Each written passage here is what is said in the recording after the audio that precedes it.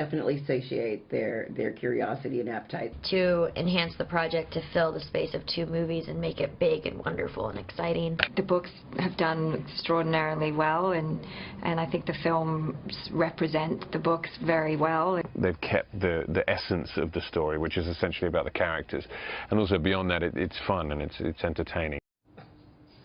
The third installment of the futuristic Divergent saga, Allegiant Part 1, hitting theaters today.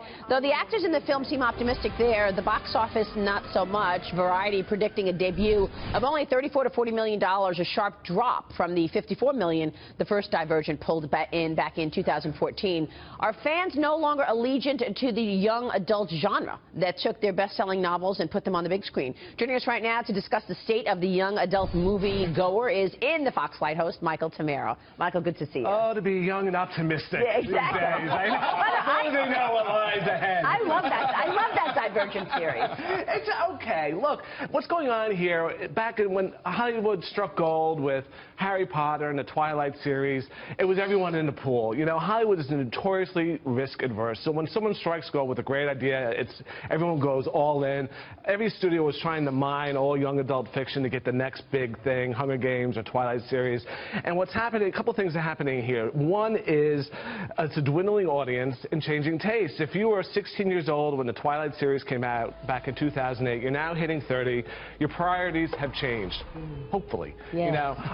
And the other thing is saturation. You can only see a dystopian future changed and saved by a young girl so many times in so many different ways before it turns into a been there, seen it, done it kind of thing. And the third thing, and probably more importantly, is a lot of these movies just aren't that good. For every Harry Potter, Twilight, or Hunger Games, there's a Divergent series, a Maze Runner, or Beautiful Creatures, you know?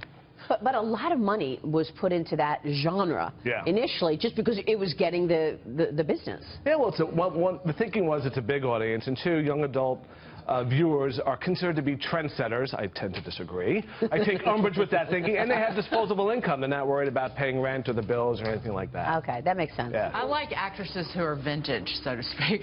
Yeah. I like House of Cards because it's Robin Wright, Cicely Tyson, Ellen Burstyn. Ellen Burstyn, how great was it to see her? Oh my God, I love House of Cards. Because you know what? It's not about how tight your face is. It's about how much talent you have. Yeah, you're right. And they wear their age so beautifully. And Hollywood is actually finally turning around and discovering the baby boomers. You know, it's the biggest audience out there, and you know. So what is working right now? I mean, for example, what do the baby boomers want? That's a great question. The thing is, what's old is new again in Hollywood. So what all these movies that we just talked about have in common, they were all original stories of the 21st century. Now it's Star Wars, Creed, Rocky, Jurassic World, this week, Indiana Jones! Wow. All coming back. Right. And another interesting note, all these young actors who were in these Divergent Hunger Games series are all being considered for roles in these reboots, which is kind of interesting. Yeah. I think I heard of this one. Indiana Jones was going to be driving down the highway with his turn signal blinking, blinking, blinking. For like an hour. You know what? Oh, how ageist of you. No, young men do that too. That's a man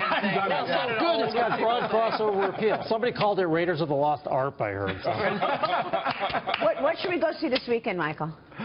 Zootopia. It's a big hit from Disney animated films. I haven't seen it yet. My nephew reminded me last night. Uncle Michael, we said we were going to go last weekend, and we didn't. So I think this weekend is it. All right, big hit. Good My stuff. daughter liked it. Yeah.